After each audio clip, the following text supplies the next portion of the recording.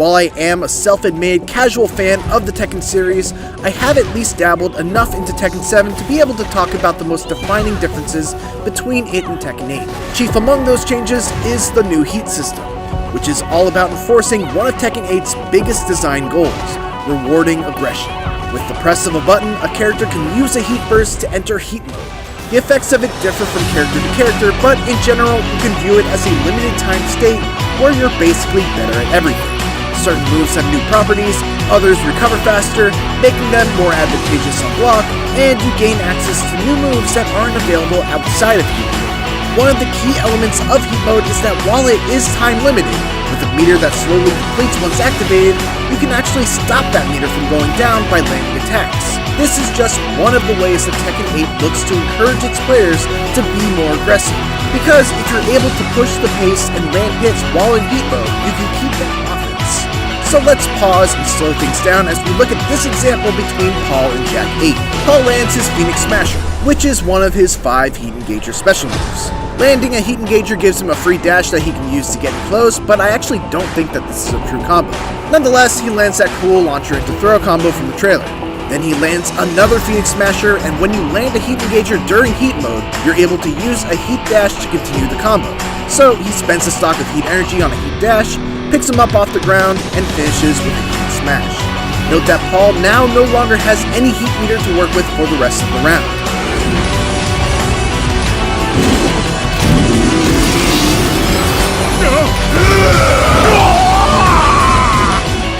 Go into a rage state once they reach a critical level of health.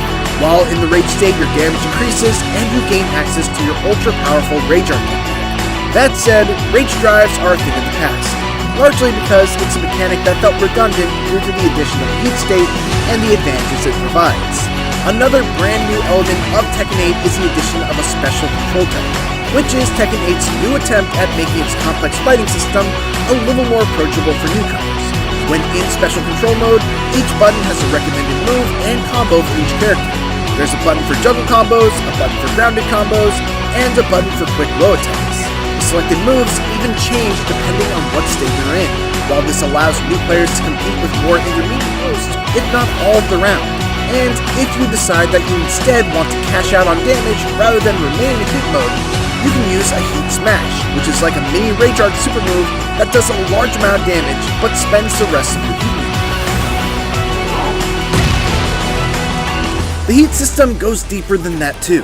In addition to there being a heat meter, there are also these little icons that govern your usage of certain actions while in heat mode. This is called Heat Energy, and if you enter heat mode with a Heat Burst, you'll only get one stock of it. However, if you use what's known as a Heat Engager, you'll enter heat mode with 2 stocks. These are special moves that, when landed, will instantly put your character into the heat state. Every character has 5 of them, and they're usually a handful of the most defining moves of each character. After you land a Heat Engager, you can spend 1 stock of Heat Energy to use a Heat Dash, which lets you quickly dash in to either connect combos that otherwise could not be connected, or if the Heat Engager is blocked, you can just get right back up without having to memorize a whole bunch of techniques just to be competitive.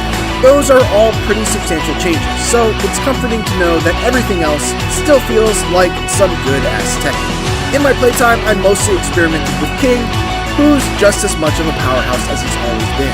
One of my favorite changes to him is that his reverse arm slam combo has been simplified, allowing him to go into the next throw in the chain with a single button press as opposed to a series of inputs that need to be memorized. Now, he still does have the ladder, and those are probably more damaging and harder to break, but as someone who's always loved King, but was always intimidated by all of the commands needed to do a full chain grab combo, I appreciate having at least one that I can easily commit to memory and rely on pretty much from the get-go of learning my character. I want to give a shout out to Tekken 8's command list too, which does a great job of giving extra context to the recommended moves for every character. It told me recommended combos, damage they're able to output.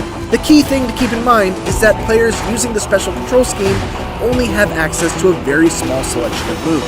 The most interesting part though about the special control scheme, and the thing that really sets it apart from Street Fighter 6's new modern control scheme, is the fact that you can switch between the classic and special control styles mid-match with the press of a button. This makes it actually a fairly viable option for more experienced players as well, as you could be playing the match out in the classic control scheme, suddenly have an opportunity for a big punish, quickly swap to the special control style, and start mashing out a combo without fear of it dropping. It also seems like a great learning tool to be able to quickly jump in with a new character and get a feel for what their moves advantageous unlock, what moves will launch an opponent, what to do after launching them, what to do after activating heat mode, and much more. These move lists are extremely intimidating, with each of them containing hundreds of techniques, and Bandai Namco is really putting in the effort by making them much more user-friendly. After my playtime was over, I left with a renewed enthusiasm to get into Tekken on a more serious level. Tekken 8 looks phenomenal. Its hits feel as impactful as ever, and its iconic cast of characters are even more uniquely defined thanks to the new heat system. There's still a lot we have yet to see, but as far as first impressions go, Tekken 8 is a knockout.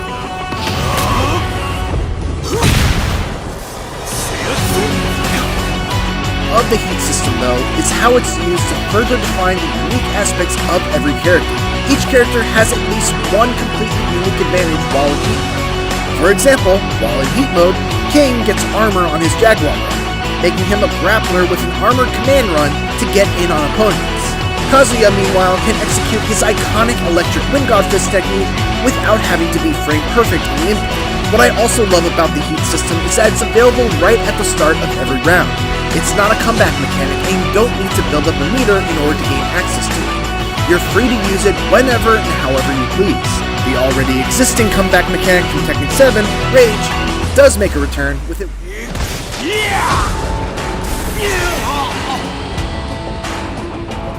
For more Tekken 8, make sure to check out my interview with Michael Murray and Katsuhiro Harada. And for everything else, keep it here